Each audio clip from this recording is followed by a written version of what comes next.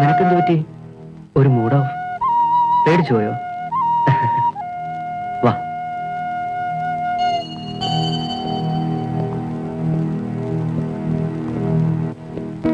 കിടന്നോളൂ, നേരം വൈകി. പരിചയപ്പെടലൊക്കെ നാളെ ആവാം.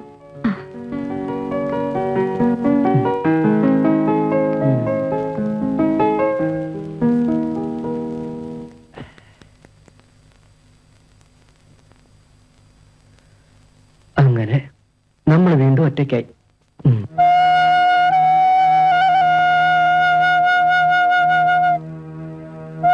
എന്തുപറ്റി? എന്തുപറ്റി? കാര്യം പറ പെണ്ണേ.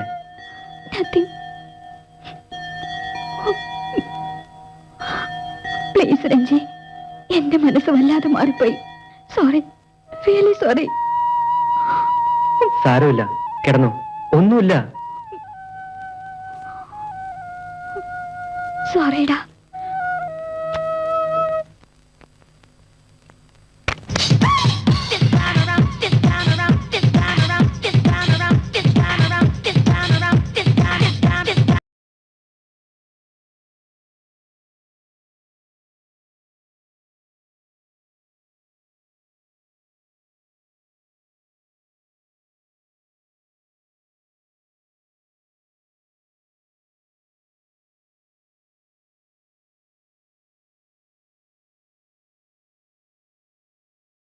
െല്ലാം കൂടി നിലവിളിക്കുകയാണ്.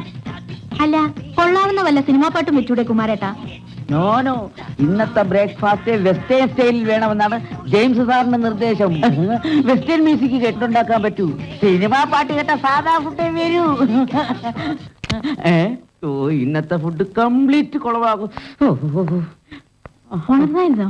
ഞാൻ വിളിക്കണമെന്ന് വിചാരിച്ചതേ ഉള്ളൂ. ആരാ മനസ്സിലായില്ല? നമ്മളാരാ? ഇവിടുത്തെ കുശിനിക്കാരൻ കുമാരേട്ടൻ. കുശിനിക്കാരനോ? ഞാനോ? No no, I am Kumar, the cook. കുക്കോ? Yes, the king, the Narasimham എന്നൊക്കെ പറയുന്നത് പോലെ ദ കുക്ക്. കുക്കല്ല, കൊക്ക്. ഭ്രാന്തൻ. ഇവളെ പരിചയപ്പെട്ടില്ലല്ലോ. ഇവളിവിടുത്തെ വെറും വേലക്കാരിയാ. വേലക്കാരിയൊന്നല്ല, ഹോം നഴ്സാ. ഈ വേലക്കാരി എന്നുള്ളതിന് ഹിന്ദി പറയുന്ന പേരാ ഹോം നേഴ്സ്. ഹിന്ദിയിലല്ല ചേട്ടാ, തമിഴിൽ. തമിഴിൽ തമിഴിൽ മനസ്സിലായി. ഈ ഒരുപാട് ഭാഷ കൈകാര്യം ചെയ്യുന്നതുകൊണ്ടുള്ള ഒരു പ്രശ്നമാ. ഭാഷ ഏതാണെന്ന് മറന്നുപോകും. പിന്നെ ഒരുപാട് ഭാഷ അറിയുന്ന ഒരാള് ചുമ്മാ ബടായി പറയാന്നേ. അമ്മണിയെ, നീ എന്റെ കയ്യിൽ നിന്ന് മേടിക്കുവേ. നിന്നെ ചുരുട്ടി കൂട്ടി ബോഡി വെച്ചുണ്ടോ? എന്താടി എന്റെ ബോഡിക്ക് ഒരു കുറവ്? എന്ത് വെസ്റ്റേൺ ഫുഡ് ഉണ്ടാക്കുന്ന കാര്യം ചേട്ടൻ മുമ്പ് പറഞ്ഞത്? എന്താ ബ്രേക്ക്ഫാസ്റ്റിന്? വെസ്റ്റേൺ അതറിയില്ലയോ? ബ്രെഡും ജാമും. ഈ വെസ്റ്റേൺ കൺട്രീസ് കംപ്ലീറ്റ് ബ്രെഡ് അല്ലയോ കൺട്രീസ്. എന്നാ ചേട്ടൻ പോയി റെസ്റ്റ് എടുത്തോ. ഞാൻ നല്ല നാടൻ ഫുഡ് വെക്കാൻ പോവാ. ഓക്കെ? അല്ല, അപ്പൊ ഈ വെസ്റ്റേൺ ഫുഡ് വേസ്റ്റ് ഫുഡ് ആവില്ലയോ? ആവട്ടെ, ആയിക്കോട്ടെ. എല്ലാം വേഗം റെഡിയാക്കി വെക്കാം. ഞണ്ണാറാകുമ്പോ ഞാൻ വരാം. നല്ല ആഹാരം കഴിക്കാണ്ടോ? ചെറിയ പിള്ളേർ ഉടുപ്പിട്ടോണ്ട് നടക്കുക. നിനക്ക് ഇതുപോലെ ഒന്ന് തച്ചി ഇരട്ടേ. സാറിന് ചായ കൊടുക്കാൻ സമയമായി. കൃത്യം 6:30 മണിക്ക് ചായ കൊടുക്കുന്ന ചിട്ട. ചായ ഞാൻ കൊണ്ടുപോയി കൊടുക്കാം. അയ്യോ, സാർ വഴക്ക് പറയും. ഒരു വഴക്കും പറയില്ല. ചായ തന്നോളൂ, ഞാൻ കൊണ്ടു കൊടുക്കാം. നീന,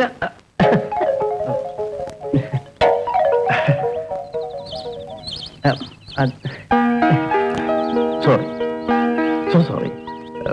ഞാൻ വെറുതെ ഒരു താങ്ക്സ് പറയാൻ. താങ്ക്സോ? ഞങ്ങളോടോ?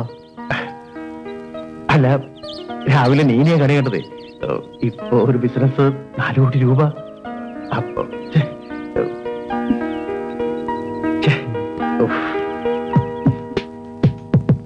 ജെയിംസ് സാറിന് എന്ത് പറ്റി? കിളവൻ ഒളിഞ്ഞു നോട്ടത്തിന്റെ അസുഖം ഉണ്ടോന്നൊരു സംശയം. അതൊന്നുമില്ല, പാവം. അതെന്തെങ്കിലും ആവട്ടെ. എനിക്ക് വെറുതെ സമയം കളയാൻ യാതൊരു താല്പര്യവും ഇല്ല.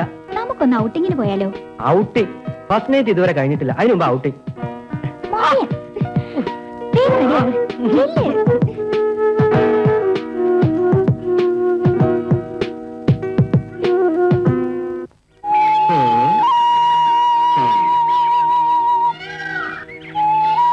എത്ര നാളാ നിങ്ങൾ ഇങ്ങനെ കഴിയാൻ തീരുമാനിച്ചിരിക്കുന്നത്? ചേട്ടൻ എന്താ ഉദ്ദേശിക്കുന്നത്? നിന്റെ അച്ഛനെ എനിക്ക് ശരിക്കും അറിയാം. എന്തും ചെയ്യാൻ മടിക്കാത്ത ഒരാളാ. നിന്നെ ഞാൻ സഹായിച്ചെന്ന് അറിഞ്ഞാൽ എന്റെ പൊടി പോലും കാണില്ല കണ്ടുപിടിക്കാൻ. മനസ്സിലായോ? ഇവളെ ഞാൻ എന്താ ചെയ്യേണ്ടത്? ഇവൾക്ക് ഞാൻ മാത്രമേ ഉള്ളൂ.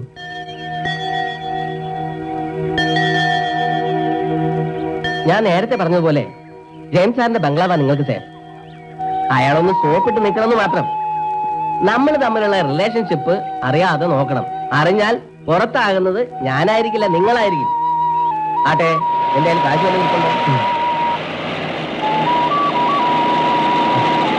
Thank you. നീ കാരണം എസ്ഐയുടെ ഏത്തക്കൊലയ്ക്ക് ഒരു ദിവസത്തെ ആയുസ് കൂടെ നീട്ടി കിട്ടി. വരട്ടെ.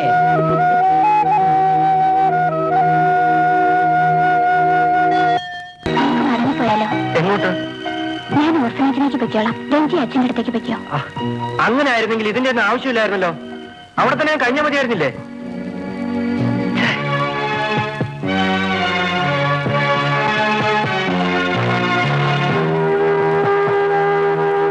ആവശ്യമില്ലാത്തതൊക്കെ ചിന്തിച്ച് മനസ്സ് വെറുതെ വിഷമിപ്പിക്കണ്ട. ഇനി നമ്മളെ പിരിക്കാൻ ഈ ലോകത്ത് ഒരു ശക്തിയും കഴിയില്ല. രണ്ടും കൂടി ഓടിച്ചോടി പോന്നാ സംശയമൊന്നുമില്ല. ആ കുട്ടി റിയലി സ്മാർട്ട്. രാവിലെ ചായയുമായി വരുന്ന വരവ് കണ്ടപ്പോ സത്യത്തിൽ റോസിനെ എനിക്ക് ഓർമ്മ വന്നത്. ഒരു കല്യാണം കൂടെ കഴിക്കാൻ തോന്നുന്നുണ്ടോ? You are still young. തന്നെ എനിക്കറിയില്ലേ ജെയിംസേ, മനസ്സിലൊരു തീപ്പൊരി വീണ് കഴിഞ്ഞു. ഇനി അത് ആളിക്കത്താൻ അധിക സമയമൊന്നും വേണ്ട. Anyway it's good. ഞാൻ ആ തോന്നലിനെ പ്രോത്സാഹിപ്പിക്കേ ഉള്ളൂ. വരട്ടെ.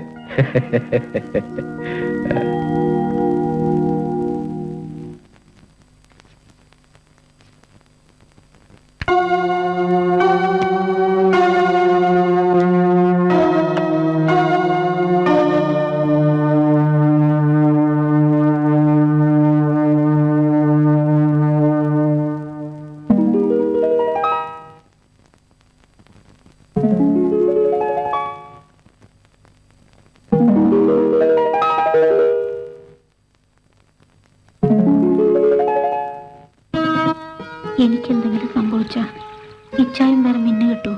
എന്താ റോസ്, കല്യാണം കഴിഞ്ഞിട്ട് 4 ദിവസമല്ലേ ഉള്ളൂ.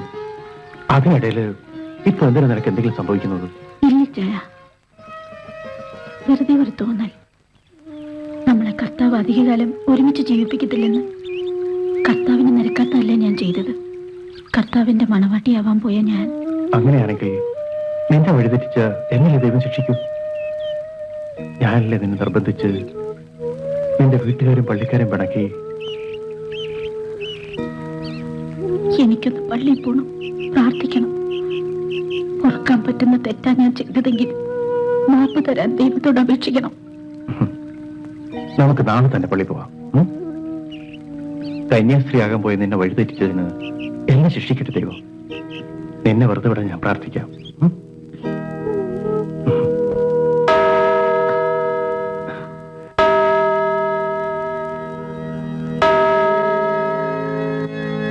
ഒന്ന് ആലോചിക്കൂ റോസ്, നമ്മുടെ പ്രാർത്ഥന ദൈവം കേട്ടു. നിന്നല്ലല്ലോ, കർത്താവ് ശിക്ഷിച്ചു തന്നെയല്ലേ. ഒറ്റക്കാക്കിയില്ലേ? വേഗം പോയി സാറിനെ വിളിക്കേ, വല്ലതും കഴിച്ചിട്ട് കിടക്കാം. സാർ ഇവിടെ വെള്ളം അടിച്ചോണ്ടിരിക്കുക. ഡെയിലി 3 എണ്ണം പതിവാത്രേ. എന്നാ നമുക്ക് വല്ലതും കഴിച്ചിട്ട് കിടക്കാം. എന്താ ഇന്നിത്ര ധൃതി? മനസ്സു മനസ്സിന്റെ കാതിൽ രഹസ്യങ്ങൾ മന്ത്രിക്കും മധു. എന്താ ഞാൻ ചമ്പി കുളം വായിച്ചേ? ഏതായാലും വിളിച്ചതല്ലേ, ചെല്ലേ.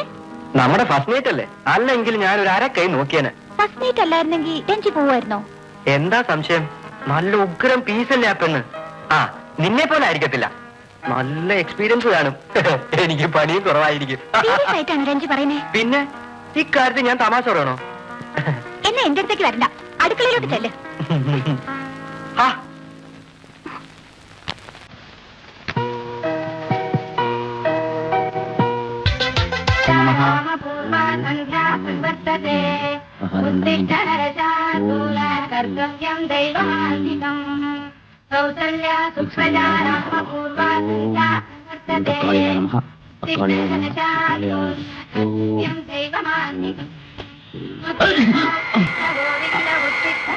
എന്ത് വേഷ കുമാരേട്ടാ ഇത്?